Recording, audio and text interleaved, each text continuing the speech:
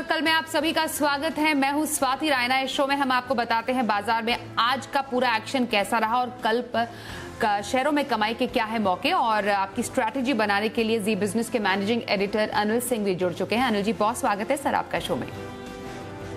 साथ ही हमारे साथ जो खास मेहमान है उनका भी परिचय करा दे, ब्लू ओशन स्ट्रेटेजिक एडवाइजर्स के आशीष माहेश्वरी। आशीष जी, बहुत स्वागत है आपका शो में। साथ ही पूरी रिसर्च टीम हमारे साथ है, परिचय करा दें। कुशल गुप्ता से जानेंगे आज के बाजार का हाल, साथ ही जानेंगे जियो और एयरटेल की लड़ाई में कौन निकलेगा आगे। देवांशी आशर हमें बताएंगी कैसे रहे एचडीएफसी के नतीजे। दीपांशु भंडारी देंगे एनटीपीसी के नतीजों का अपडेट, और आज रिलायंस के टूटने की वजह हमें बताएंगी मानसी दवे। बातचीत का सिलसिला शुरू करें उससे पहले आज बाजार में कारोबार कैसा रहा उस पर सबसे पहले एक नजर डाल लेते हैं। वैसे कारोबारी हफ्ते के पहले दिन बाजार तेजी के साथ बंद जरूर हुए, और इसके साथ ही बाजार में लगातार 3 सत्रों से जारी कमजोरी पर ब्रेक भी लग गया। अब इसमें खास बात दरअसल ये रही कि रिलायंस बड़ी बिकवाली आज देखने को मिली, पर उसके बावजूद बाजारों में मजबूती बनी रही। बैंकिंग और फाइनेंशियल शेयरों में खरीदारी ने बाजार को आज सहारा देने का काम किया, और दिन के अंत में सेंसेक्स 144 अंक चढ़कर 39,758 के लेवल पर बंद हुआ। वहीं निफ्टी 27 अंकों की मामूली बढ़त के साथ 11,669 के स्तर पर बंद हुआ। जानकारों के मुताबिक अमेरिका में राष्ट्रपति चुनावों के नतीजे आने तक बाजार में अस्थिरता जारी रह सकती है। वहीं एफआईआईज और डीआईज के डेटा क्या कहते हैं आज उस पर भी एक नजर डाल लेते हैं। एफआईआईज यानी विदेशी संस्थागत निवेशकों ने कैश मार्केट में करीब 741 करोड़ रुपए की आज खरीदारी की है। वहीं डीआईआईज यानी घरेलू संस्थागत निवेशकों ने आज 534 करोड़ रुपए की बिकवाली की है।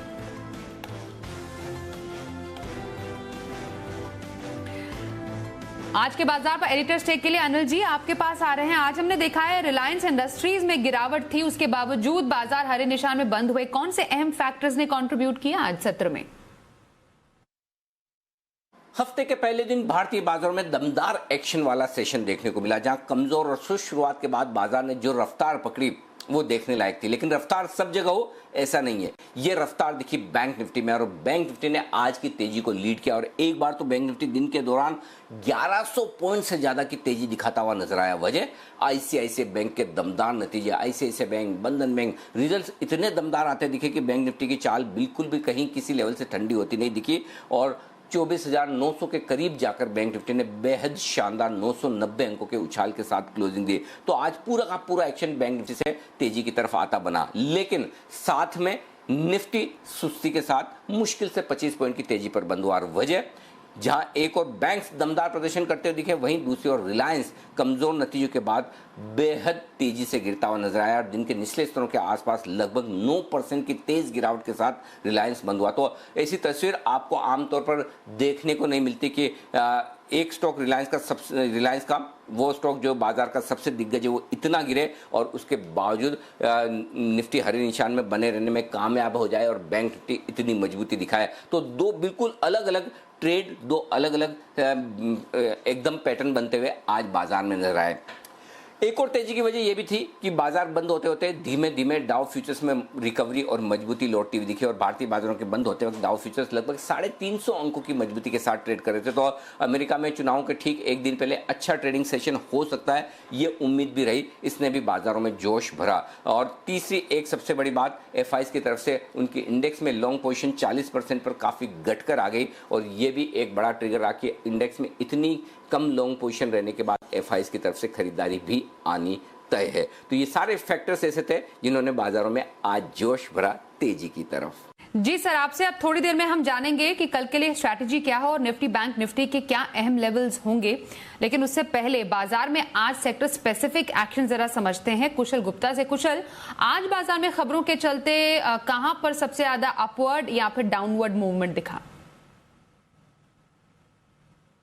जी, तो कारोबारी हफ्ते के पहले दिन बाजारों में आज शानदार तेजी देखने को मिली, जिसमें बैंक्स और एनबीएफसीज जो है इस तेजी को लीड करते हुए नजर आए। इनफैक्ट यहाँ पर और एक सरप्राइजिंग चीज हमें देखने को मिली कि निफ्टी में जिस हिसाब की गिरावट हमें शुरुआती सत्र में देखने को मिली थी, क्योंकि रिलायंस जो है वो 7-8% का फॉल जो है उसमें हमें देखने को मिला था। उसी वजह से कहीं ना कहीं ओवरऑल बाजार का जो सेंटीमेंट वीक था उसको कहीं ना कहीं एक यू टर्न आपको देखने को मिला। और बैंक्स में अगर आप देखें तो specifically ICICI bank, IndusInd bank और एक्सिस बैंक, इनमें 7 से 8% की तेजी देखने को मिली। और इनफैक्ट अगर आप एचडीएफसी लिमिटेड की भी बात करें, जब इसके नंबर्स आए थे, आउट परफॉर्मेंस यहाँ पर भी नजर आई। निफ्टी में गिरने वाले शेयरों में रिलायंस जो है इस गिरावट को लीड करता हुआ दिखा। इनफैक्ट बाजार बंद होने तक भी शेयर में करीब 8 से 9% का फॉल जो है बरकरार रहा। साथ साथ अगर आप एनबीएफसी स्पेस की बात करेंगे तो उसमें Cholamandalam investment, LIC housing finance, HDFC limited जैसे स्टॉक्स शामिल थे, जहां पर बहुत बेहतरीन तेजी हमें दिन के दौरान भी देखने को मिली। और रियल एस्टेट स्पेस, यहां पर अगर आप देखें तो गोदरेज प्रॉपर्टीज नतीजों के पहले 11% तक का अपसाइड इंट्राडे में इसने दिखाया। साथ ही डीएलएफ में भी 7 से 8% तक का उछाल हमें देखने को मिला। वहीं आईटी स्पेस जो था, यहां पर मुनाफा वसूली रही, जिसमें कोफॉर्ज, एलएनटी, इन्फोटेक, एचसीएल टेक और जो बाजार का दिग्गज हैवीवेट है टीसीएस, 2% का फॉल यहां पर आता हुआ नजर आया। और अंत में जी के हिट कॉल से यहां पर भी जिस आपके सेक्टर स्पेसिफिक तेजी जहां पे भी देखने को मिली, वहां पे हमारे गेस्ट के कॉल थे, जहां पर गोदरेज प्रॉपर्टी, सिमी जी का कॉल काफी शानदार, यहां पर आपको अच्छे गेंस मिले होंगे। एलआईसी हाउसिंग फाइनेंस, हैवेल्स जो राकेश कुणाल चार्ट कॉर्नर में रिकमेंड किया गया था, यहां पर भी बेहतरीन तेजी दिन के दौरान हमें देखने को मिली। और 8-9% का अपमूव इस स्टॉक में हमें आज देखने को मिला। तो ओवरऑल बाजारों का जो मोमेंटम था आज काफी बढ़िया था। शुक्रिया कुशल सेक्टर स्पेसिफिक जानकारी देने के लिए। तो रिलायंस का जो टूटना था वो बाजार के मिजाज के लिए शुरुआत में अच्छा तो नहीं रहा, लेकिन हाँ बाद में हरियाली में बाजार बंद जरूर हुए। लेकिन अगर रिलायंस की भी गिरावट नहीं होती तो बाजार का मूड कुछ और ही होता। नतीजों के बाद आखिर 9% रिलायंस क्यों टूटा, ये बताने के लिए हमारे साथ मानसी दवे है। मानसी, जरा बताएं रिलायंस के नतीजे बाजार को पसंद क्यों नहीं आए? जी बिल्कुल, देखिए नतीजों के बाद आज रिलायंस में बिकवाली का दबाव देखने को मिला। खासतौर से रिफाइनिंग मार्जिन की अगर बात करें तो वहां से निराशा हाथ लगी। मार्जिन में लगातार चौथी तिमाही रिफाइनिंग मार्जिन में हमने कमजोरी देखी। रिफाइनिंग मार्जिन में सुस्त रिकवरी की उम्मीद है आगे चलकर, जिसका एक असर यहां पर देखने को मिल रहा है। ग्रॉस रिफाइनिंग मार्जिन $6.3 से घटकर $5.7 प्रति बैरल पर जाते हुए दिखे। इसके अलावा जियो के नतीजों की अगर बात करें तो वहां पर से भी कोई मेजर सरप्राइज नहीं देखने को मिला। नतीजे बिल्कुल अनुमान के मुताबिक रहे। कंपनी ने अनुमान से कम नए ग्राहक जुड़े। आरपू यानी कि प्रति ग्राहक औसत आय की अगर बात करें, बिल्कुल अनुमान के मुताबिक रही। एवरेज रेवेन्यू पर यूजर 145 रुपए की रही, जो कि एयरटेल के एवरेज रेवेन्यू पर यूजर के 162 से कम है। इसका भी एक इम्पैक्ट रहा, एवरेज रेवेन्यू पर यूजर के जो आंकड़े आते हुए दिखे इसका भी। लेकिन इसके बावजूद ब्रोकरेज हाउसेस की अगर बात करें तो सीएलएसए ने आउट परफॉर्मेंस की रेटिंग दी है 2250 के लक्ष्य के लिए। सिटी ने न्यूट्रल रेटिंग दी है 2210 के लक्ष्य के लिए, और मैक्वायरी ने अंडर परफॉर्म की रेटिंग दी है 1320 के लक्ष्य के लिए। शुक्रिया मानसी, रिलायंस के शेयर के टूटने की वजह बताने के लिए। आज के एक्सपर्ट आशीष माहेश्वरी जी का रुख कर लेते हैं। आशीष जी, बाजार का आज का मूड देखकर और हम आगे, क्योंकि अब यूएस इलेक्शन भी एक बड़ा ग्लोबल इवेंट है, उसको देखते हुए आपको क्या लगता है बाजार किस तरफ रुख कर सकता है? दूसरी बात, कल की खरीदारी करनी हो तो आपका इंट्राडे पिक और हफ्ते भर की खरीदारी करने के लिए कहां पर सलाह देंगे आप? जी, मेरा मानना है कि जैसा अनिल जी भी बता रहे थे कि इस सीरीज की शुरुआत काफी कम लॉन्ग साइड पोजीशन से शुरू हुई, तो ऑलरेडी बाजार में लॉन्ग काफी कम है लोग। तो जैसे ही एक मौका मिला, जब दो फ्यूचर्स में एक अच्छी तेजी देखने को मिली और एफआईज ने भी थोड़ा सपोर्ट किया, तो ट्रेडर्स ने पहले ही मौका मिलते स्टॉक्स को बाय करना शुरू किया। तो जिसके कारण से आज रिलायंस के साथ न देते हुए भी मार्केट में इतना हमने अच्छा मोमेंटम देखा। और मेरा मानना है जो बैंकिंग स्टॉक्स हैं उसमें जो मोमेंटम बिल्टअप हुआ है वो आगे भी कई कुछ दिन और चलता रहेगा। जरूर मार्केट्स में वोलेटिलिटी यूएस प्रेसिडेंशियल इलेक्शन के चलते देख सकते हैं, बट बैंकिंग स्टॉक मेरा मानना है नवंबर सीरीज को लीड करेंगे। जहां तक इंट्राडे की बाइंग का सवाल है तो मैं ब्लू डार्ट के साथ जाना चाहूंगा। 29 अक्टूबर को जो नतीजे आए थे ब्लू डार्ट के उम्मीद से काफी बेहतर थे। मुनाफा इतना डायनेमिक मार्केट है, उसके बावजूद भी 14 करोड़ से बढ़ा के उन्होंने करीब 42 करोड़ का मुनाफा किया और लास्ट क्वार्टर में 125 करोड़ का लॉस था। तो जो भी कंपनियां प्री कोविड लेवल या उससे ज्यादा अच्छा परफॉर्म कर रही हैं, उनको बिल्कुल मार्केट एक अच्छे तरह से थम्स अप दे रहा है। तो मेरा मानना है ब्लू डार्ट को बिल्कुल कल के लिए बाय किया जा सकता है। और ऐसे ही दूसरा स्टॉक जो एक पोजीशन पॉइंट ऑफ व्यू से बाय करना चाहिए वो रहेगा डीएलएफ। सबसे पहले तो जो अपना प्री कोविड लेवल था वो करीब 265 रुपए के आसपास था, उसके अभी भी 100 रुपए नीचे ट्रेड कर रहा है। जो प्रॉफिटेबिलिटी है लास्ट क्वार्टर में लॉस के बाद में दोबारा से प्रॉफिटेबिलिटी अच्छी हो गई है, उनकी प्रॉफिट में आ गए और करस्पॉन्डिंग क्वार्टर के कंपैरिजन में जो सेल्स में भी ऑलमोस्ट 5-6% का ही डिप रह गया है। तो ये शो करता है कि रियल एस्टेट सेक्टर में भी अब दोबारा ट्रैक्शन बिल्टअप हो रहा है। तो कोई रीजन नहीं है कि डीएलएफ इतना नीचे ट्रेड करता रहे। तो डीएलएफ मेरा एक पिक है जो अगले एक सप्ताह के लिए बाय किया जा सकता है। तो कल के लिए खरीदारी ब्लू डार्ट में करने की सलाह एज इंट्राडे और हफ्ते भर की खरीदारी पोजिशनल व्यू रखने की सलाह दी है डीएलएफ में आशीष माहेश्वरी जी ने। आशीष जी, आपके पास फिर से आते हैं। उससे पहले कई नतीजे आज पेश हुए हैं। इनफैक्ट इंपॉर्टेंट कंपनीज ने अपने नतीजे आज जारी किए। एचडीएफसी उसमें से एक रहा। इस पर और डिटेल्स जरा समझते हैं देवांशी आशर से। देवांशी, एचडीएफसी के नतीजे कैसे रहे? एचडीएफसी लिमिटेड के नतीजे अनुमान से काफी बेहतर आते हुए दिखे। ब्याज से आय में 21% तक की बढ़त देखने मिली है। मुनाफा इस बार 28% तक कम होता हुआ दिखा। पिछले साल कंपनी को जो ग्रुप फाइनेंस में हिस्सेदारी बेची थी उसका वन टाइम इनकम मिलता हुआ दिखा और इसी के चलते आपको 28% तक की गिरावट देखने मिली है। लेकिन एडजस्टेड बेसिस पर अनुमान से बेहतर आंकड़े आते हुए दिखे। वो इसलिए क्योंकि इनकी जो लोन ग्रोथ है वो इस बार अच्छी होती हुई दिखी। प्रोविजंस में इस बार थोड़ी सी कमी आती हुई दिखी और इसी का फायदा बॉटम लाइन में देखने मिला है। मार्जिन इस बार फ्लैट रहे 3.3% पर। इस बार बढ़ते हुए दिखे हैं। साथ ही अगर एसेट क्वालिटी की बात करें तो जो जीएनपीएस है वो 1.81% पे आते हुए दिखे हैं, 1.87% से घटकर। वो इसलिए क्योंकि जो इंडिविजुअल ग्रॉस एनपीएस है उसमें इस बार गिरावट आती हुई दिखी है। कुल लोन बुक इस बार 10% तक बढ़ती हुई दिखी है। साथ ही आप देखिए जो इंडिविजुअल लोन बुक है उसमें सबसे ज्यादा कॉन्ट्रीब्यूट किया है, करीब 9% तक की ग्रोथ इस सेगमेंट में देखने मिली है। डिस्बर्समेंट्स इस बार 95% ऑफ प्री कोविड लेवल्स पर पहुंचते हुए दिखे हैं। कलेक्शन एफिशिएंसी इस बार सुधरती हुई दिखी है, करीब 96% पे पहुंचती हुई दिखी है। साथ ही मैनेजमेंट के जो आउटलुक है और जो कमेंट्री थी वो काफी पॉजिटिव है। उनका कहना था कि कलेक्शन एफिशिएंसी में सुधार देखने मिला है और ओवरऑल रियल एस्टेट में मांग बढ़ती हुई दिखी है। जो स्टैंप ड्यूटी में गिरावट आती हुई दिखी है, ब्याज दर इस बार कम होते हुए दिखे हैं। इसका जो फायदा है वो इस बार कंपनी को मिलता हुआ दिखा है और ओवरऑल रियल एस्टेट का जो आउटलुक है वो भी उनको पॉजिटिव बनता हुआ दिख रहा है। कुल मिला के जो नतीजे वो अनुमान से बेहतर रहे हैं। एचडीएफसी के नतीजे अनुमान से बेहतर रहे। वही एनटीपीसी ने भी आज अपने नतीजे पेश किए हैं। इसके लिए हमारे सहयोगी दीपांशु भंडारी का रुख करते हैं। कैसे रहे एनटीपीसी के नतीजे, दीपांशु? एनटीपीसी के दूसरी तिमाही के नतीजों की बात करें तो अनुमान मुताबिक ही रहे। इनकी आय में हमने देखा है कि तकरीबन 8.5% की बढ़त रही, जो एग्जैक्टली हमारे अनुमान के हिसाब से आई। हमने अनुमान लगाया था 24,700 करोड़ रुपए की आय का। आय इनकी आई है 24,677 करोड़ रुपए पर। 8.5% की बढ़त है सालाना तौर पर। कामकाजी मुनाफे पे बात करें तो यहाँ पर एक दो हायर एक्सपेंसेस की वजह से असर जरूर पड़ते हुए दिखा है। कामकाजी मुनाफे में 13% की बढ़त हुई थी। 7,200 करोड़ के करीब का कामकाजी मुनाफा है। हमने 7,500 करोड़ रुपए के कामकाजी मुनाफे का अनुमान लगाया था। मार्जिन आए 29% के 28% के कंपैरिजन में हमारा अनुमान 30% से ज्यादा का मार्जिन था, तो यहां पर भी अनुमान से थोड़े कम रहे, पर मुनाफे में शानदार बढ़त देखी है। 3500 करोड़ का मुनाफा आया है इनका, 7% की बढ़त हुई है। हमारा अनुमान 7% की गिरावट का था मुनाफे में 3,000 करोड़ के मुताबिक। 2-3 चीजें हैं जिसकी वजह से हमने ये अच्छी परफॉर्मेंस देखी है। अदर इनकम में 50% का उछाल देखा गया है, जिसकी वजह से मुनाफे को जरूर सहारा मिला है, पर कुछ कॉस्ट बढ़ने की वजह से हमने देखा है कि इनके कामकाजी मुनाफे पर असर आया है। टोटल पावर जनरेशन 9.8% की बढ़त थी, तो ये एक अच्छा संकेत है। पर इनके सबसे बड़ा फैक्टर था बायबैक की घोषणा। 115 रुपए पर शेयर पर बायबैक करने वाली है कंपनी, लगभग 2,275 करोड़ रुपए का। हमने अनुमान लगाया था हमारी एक्सक्लूसिव रिसर्च में 110 रुपए के भाव पर बायबैक का।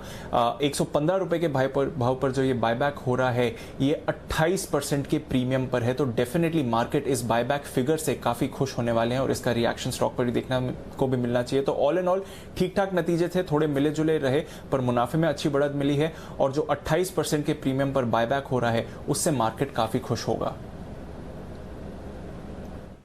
शुक्रिया दीपांशु। एनटीपीसी के नतीजों पर बातचीत करने के लिए आशीष जी आज के एक्सपर्ट का रुख कर लेते हैं। आशीष जी, आज तो बैंकिंग शेयरों ने बाजार को संजीवनी देने का भी काम किया, तो एचडीएफसी खासतौर पर अनुमान से बेहतर नतीजे पेश किए, और कुल मिलाकर बैंकिंग सेक्टर की बात करूं तो वहां पर क्या कोई पिक आपकी होगी, और एनटीपीसी पर क्या राय है आपकी? मेरा मानना है सबसे पहले तो एचडीएफसी जिन्होंने बहुत अच्छे नतीजे दिए हैं, बिल्कुल देखना चाहिए इस स्टॉक को।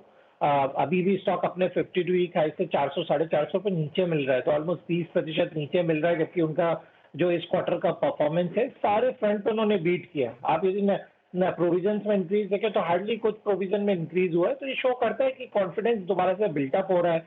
और एचडीएफसी वैसे भी एक रिटेल लोन स्टोरी है, तो आपको यदि कंट्री की इकोनॉमी को यदि ट्रैक करना है, इंडिविजुअल वेल्थ को ट्रैक करना है, तो बिल्कुल एचडीएफसी एक सही बेंचमार्क है। तो मेरा सलाह रहेगी बिल्कुल एचडीएफसी को बाय किया जा सकता है। मेरा इनफैक्ट 2 महीने के अंदर इसका टारगेट 2200 रुपए से ज्यादा का रहेगा।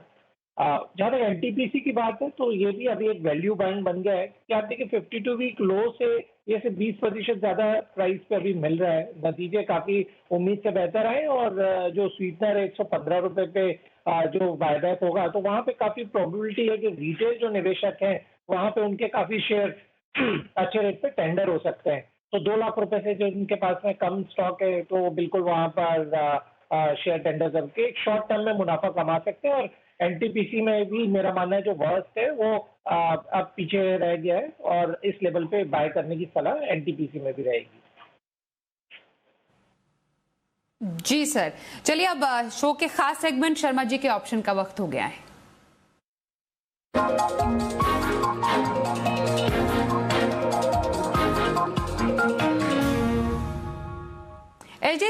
एचडीएफसी सिक्योरिटीज से वीके शर्मा जी हमारे साथ शो में शामिल हैं। शर्मा जी, बहुत स्वागत है एक बार फिर से आपका शो में।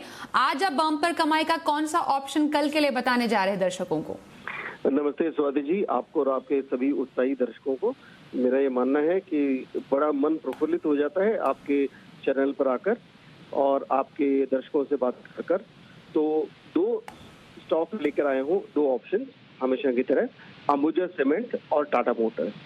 अंबुजा सीमेंट में हमने देखा कि आज थोड़ा ओआई उसमें कम हुआ है, करीब पर इंटरडे है, वो नंबर शायद बाद में बदल सकता है, डेटा भी आया नहीं था तो, लेकिन 0.6% ये स्टॉक बढ़ा है, तो थोड़ी शॉर्ट कवरिंग हुई लगती है, लेकिन ओवरऑल सेगमेंट अच्छा है सीमेंट का। और यहाँ पे 265 की कॉल जो नवंबर महीने की है, मैं सजेस्ट करता हूँ लेने के लिए। 7.6 रुपए पे आप लें, स्टॉप लॉस रखें 6 रुपए का, और टारगेट रहेगा 10 रुपए का।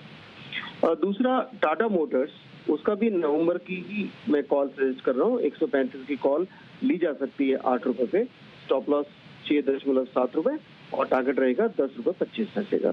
यहाँ पे हमने कोई खास इसमें देखी नहीं है, ओआई में न ओआई चेंज हुआ न प्राइस चेंज हुआ, तो अभी ये अपने एक ट्रेंड लाइन के बिल्कुल नीचे है। मैं समझता हूँ कि इसी अगले 3-4 सेशन में ये उसको तोड़ के बाहर जा सकता है। तो ये दोनों ही स्टॉक रखें और ऑप्शन के लेके चलें, और ध्यान रखिए ये जो आपको स्ट्रेटेजी सुझाई गई है, ये 4 या 5 दिन में न तो टारगेट हो न स्टॉप लॉस हो, तो इनसे निकल जाइए और अपने स्टॉप लॉस को लगातार अगर भाव बढ़ता है ऊपर बढ़ाते रहिए। धन्यवाद। आइए अब समझते हैं कल के लिए क्या हो स्ट्रैटेजी। अनिल जी आपके पास आ रहे हैं, कल बाजार को कहां से ट्रिगर मिलेंगे और निफ्टी और बैंक निफ्टी के क्या अहम लेवल्स होंगे? जहां तक कल के बाजार का सवाल है, इसमें कोई दो राय नहीं कि उतार चढ़ाव से अब भी आप इनकार नहीं कर सकते हैं, और अगले 2-3 सेशन अमेरिका में इस तरह के रह सकते हैं, क्योंकि चुनाव पर अमेरिका के बाजार रिएक्शन देंगे। कोरोना एक बार थोड़ा सा बैक सीट ले चुका है, वहां पर फोकस थोड़ा कम है, लेकिन अमेरिका के चुनाव पूरे एक्शन में रहेंगे। ऐसे में 11,550 11,600 निफ्टी पर मजबूत सपोर्ट जोन के तौर पर रहेगा, और ऊपरी स्तरों पर 11,775 11,825 ये वो रेंज है जहां पर बाजार अटकते हुए दिखेंगे। बैंक निफ्टी ने एक क्लियर कट ब्रेकआउट तो दिया है, इसमें कोई डाउट नहीं। अब 24,250 24,000 2450 ये बैंक निफ्टी के लिए मजबूत सपोर्ट जोन होगा कल के लिए, और ऊपरी स्तरों पर 24,200 के आसपास हल्की रुकावट है, और उसे पार करने के बाद 24,200 24,250 को पार करने के बाद बैंक निफ्टी और तेजी से नए लेवल्स की तरफ बढ़ता हुआ नजर आएगा। तो ये पूरा का पूरा एक्शन आप कल देख सकते हैं, लेकिन उतार चढ़ाव ओपनिंग में भी रह सकता है, दिन के दौरान भी, और अगले कुछ ट्रेडिंग सेशन नो डाउट बाजार मजबूत हुआ है, निचले स्तरों से अच्छी रिकवरी भी आई है, सब कुछ बढ़िया है, लेकिन फिर भी अगले कुछ ट्रेडिंग सेशन दोनों ही तरफ तेजी या मंदी की तरफ बाजार में बड़े मुंह वाले रह सकते हैं, और उस लिहाज से आपको अपनी पोजीशन इंट्राडे में रखनी चाहिए, और ओवरनाइट पोजीशन रखते हैं तो आपको हेजिंग करना बहुत जरूरी है, जो भी आपका जैसा भी ट्रेड हो, तेजी का या मंदी का। लेकिन कुल मिलाकर आज के सेशन से थोड़ी सी जान लौटी है बाजार में। पिछला हफ्ता जो नर्वसनेस थी उससे बाजार रिकवर करने की कोशिश आज कर रहे हैं, और इसमें पूरी की पूरी लीडरशिप बैंकिंग शेयरों से, बैंक निफ्टी से। जी, कल के लिए स्ट्रैटेजी बताने के लिए, शो में शामिल होने के लिए अनिल जी आपका बहुत शुक्रिया। अब आइए देखते हैं कल का ऑप्शन, और ऑप्शन की किस रणनीति से कमाई के मौके मिलेंगे, इसके लिए हमारे साथ जुड़ चुके हैं kiranjadhav.com के CEO आशीष केलकर। आशीष जी, बहुत स्वागत है सर। कल ऑप्शन के जरिए कहां पर मौके बनेंगे? Good evening Swati ji.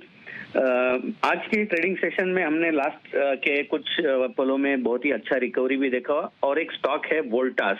इसमें हमने अच्छे खासे वॉल्यूम के साथ बढ़त देखी है, और इसने बहुत ही इंपॉर्टेंट डेरिवेटिव डेटा का जो एक लेवल है वो भी तोड़ दिया है, और वो लेवल था 720 का। इसीलिए मैंने वोल्टास का 720 का कॉल ऑप्शन खरीदारी करने को चुना है। 720 का जो कॉल ऑप्शन है वो करीबन 32 रुपीज के आसपास बंद हुआ है आज के ट्रेडिंग सेशन में।